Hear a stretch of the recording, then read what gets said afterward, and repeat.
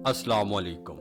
Open secret के दोस्तों खुश आमदीद। दोस्तों, बरतानिया जिसने तकरीबन पूरी दुनिया पर हुकूमत की, जिसकी सल्तनत में सूरज गुरूब ही नहीं होता था, दोस्तों उसका सियासी निज़ाम कैसा है, आज उसके बारे में हम बात करेंगे। और ऐसा सियासी निज़ाम जो एक बेस प्रोवाइड करता है बाकी ममालिक को कि उसको बेस बनाकर वो अपना सियासी निज़ाम जो है वो वज़ा करें। तो आज बरतानिया का सियासी निज़ाम समझेंगे।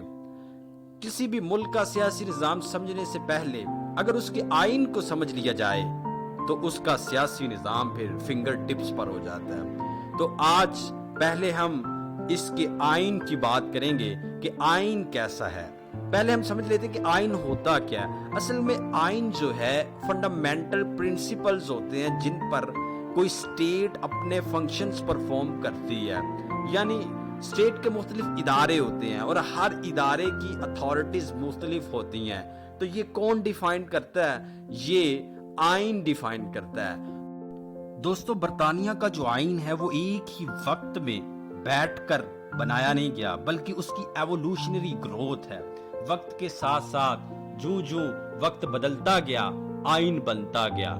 इस आइन में जो ज्यादातर चीजें आई वो पार्लियामेंट के एक्ट्स थे और जुडिशरी के जो डिसीजन थे उनको शामिल किया गया।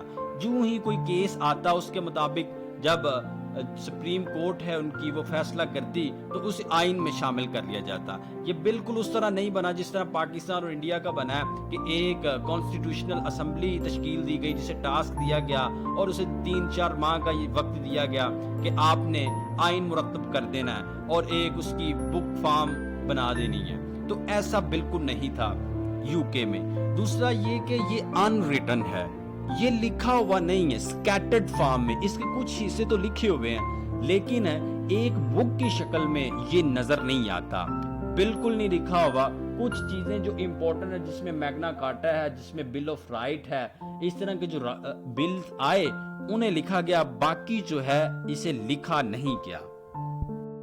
दोस्तों, इसका जो आइन है इंतहाई फ्लेक्सिबल है। फ्लेक्सिबल का मतलब ये है कि उसमें अगर अमेंडमेंट करनी हो, अगर कोई तरमीम करनी हो तो वो आसानी से हो जाती है। जबकि जो अमेरिका का आइन है या पाकिस्तान या इंडिया का आइन है, अगर उसमें अमेंडमेंट करनी हो, कोई तरमीम करनी हो तो वो खासा मुश्किल काम है। तो ये एक फ्लेक्सिबिलिटी का फायदा ये है कि जो ही सर्कमस्टांसेस चेंज हुए, जरूरत पड़ी कि आइन को तब्दील करना है तो आइन को तब्दील कर लिया जाता है। तो फ्लेक्सिबिलिटी है इसमें। उसके बाद दोस्तों यूनिटरी सिस्टम। अब यूनिटरी सिस्टम क्या होता है दोस्तों? एक होता है फेडरल सिस्टम। फेडरल सिस्टम में ये होता है कि एक वफाक होता है, जिस तरह पाकिस्तान और इंडिया में है कि एक वफाक है जिसे सेंटर भी कहा जाता है और उसके सूबे हैं या रियासतें हैं। लेकिन बरतानिया में ऐसा नहीं है, इसके सूबे नहीं है, सिर्फ वफाक है, सेंटर है और सारी पावर सेंटर के पास है। हाँ, वो कुछ डेलीगेट करते हैं पावर, जो लोकल उनके इंस्टीट्यूशंस होते हैं, जो एडमिनिस्ट्रेटिव डिपार्टमेंट्स होते हैं, लेकिन वहाँ सूबे नहीं है। तो ये एक इसकी यूनिक फीचर है कि वहाँ यूनिटरी सिस्टम है। उसके बाद दोस्तों बाई कैमरल लेजिस्लेचर है।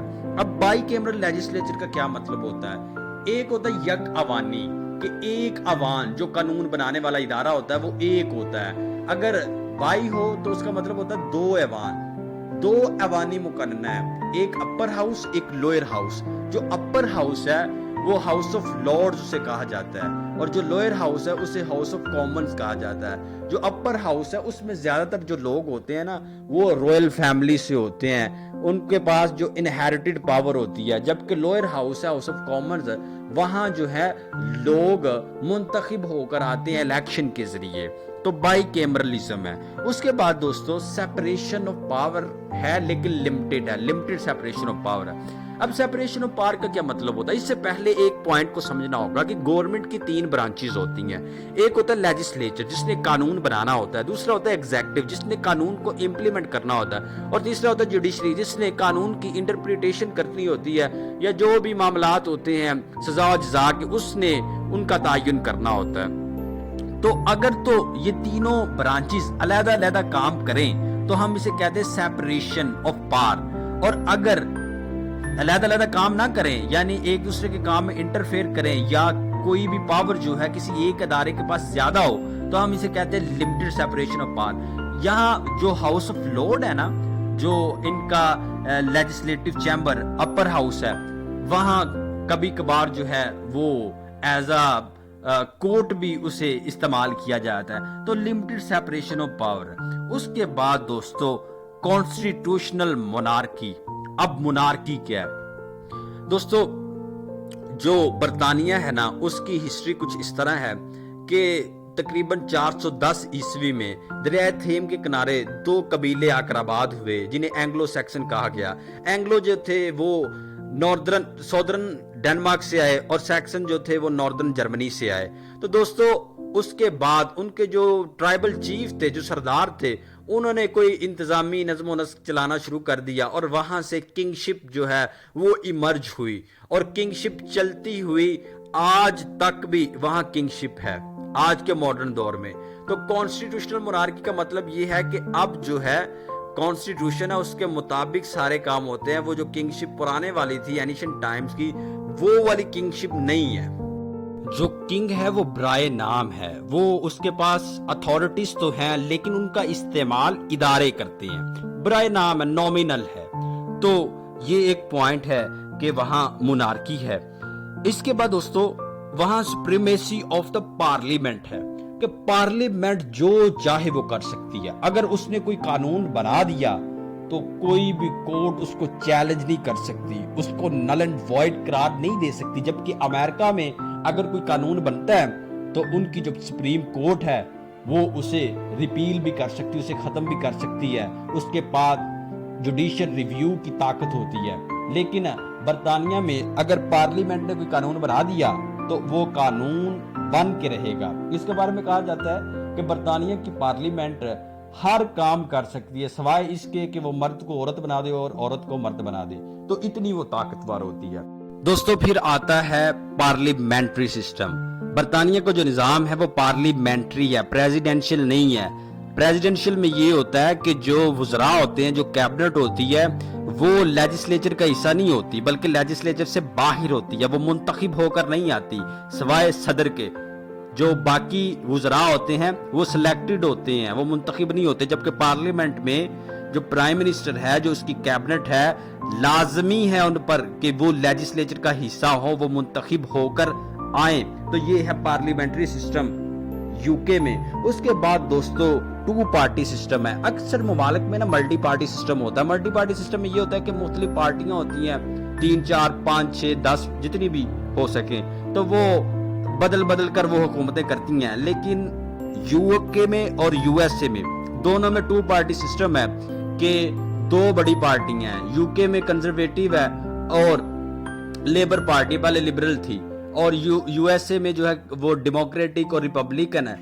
وہ یو ایس اے کا میں نے کلیئر کیا ہے constitutional system, political system, link دے دوں گا، وہاں سے آپ جا کر دیکھ سکتے ہیں۔ اس کے بعد دوستو فنڈامنٹل رائٹس ہیں۔ فنڈامنٹل رائٹس جو ہیں وہ برطانیہ کے آئین میں لکھے تو نہیں گئے، لیکن کہا جاتا ہے کہ برطانیہ کو جو آئین ہے وہ فنڈامنٹل رائٹس کا ہی تو پروڈکٹ ہے، تو اسے ریکگنائز کیا جاتا ہے، اس کے بارے میں بات کی جاتی ہے فنڈامنٹل رائٹس کے بارے میں، کیونکہ ان کے آئین نے ویسے ہی بہت سی لیبرٹیز دے دی لوگوں کو کہ فنڈامنٹل رائٹس کو ایک سیپریٹ چیز کے طور پر دیکھا ہی نہیں جاتا۔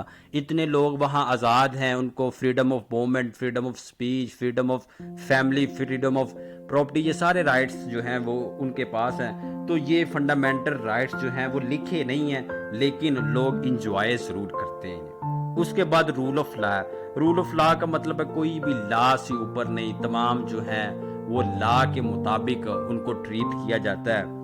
No one above the law, all are equals۔ وہاں جو ہے یہ کہا جاتا ہے کہ کوئی بھی قانون سے اوپر نہیں، لیکن ان کی بات میں تضاد ہے، کیونکہ جو کوئین ہوتی ہے نا اور جو رائل فیملی ہے وہ لا سے اوپر ہی سمجھے جاتے ہیں، ان کا جو ٹریٹمنٹ ہوتا ہے نا وہ قانونی طور پر وہ مختلف ہوتا ہے۔ اس کے بعد دوستو جو بڑا امپورٹنٹ فیچر ہے وہ یہ ہے کہ ریفرینڈم۔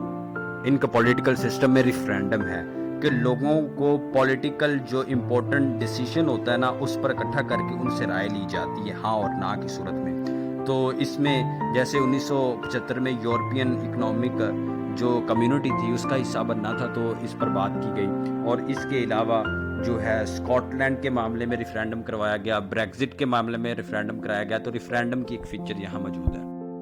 دوستو اس کے بعد ہم اگلی ویڈیو میں ڈسکس کریں گے کہ جو یو کے ہے وہاں ابھی تک کنگ شپ کا ادارہ ابھی تک کیوں موجود ہے، جبکہ پوری دنیا میں تقریباً یہ ختم ہو چکا ہے، تو اس کے بارے میں کریں گے۔ دوستو اوپن سیکرٹ کو سبسکرائب کریں، بیل آئیکن کو پریس کریں، کمنٹس میں اپنی رائے دیں، اور اگر USA کا اگر آپ دیکھنا چاہتے ہو ڈسکرپشن میں لنک دے دیا گیا ہے۔ شکریہ۔